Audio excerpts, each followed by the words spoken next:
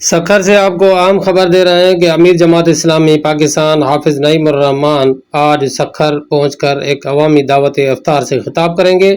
یہ عام خبر آپ کو دے رہے ہیں کہ کچھ دیر بعد امیر جماعت اسلامی پاکستان سکھر میں ایک عوامی میڑاکے سے خطاب کریں گے۔ جماعت اسلامی کے امیر حافظ نعیم الرحمان کے مان میں ایک افطار ڈنر دی گئی ہے۔ جماعت اسلامی کی جانب سے ایک عوامی افطار ڈنر کا اہتمام کیا گیا ہے۔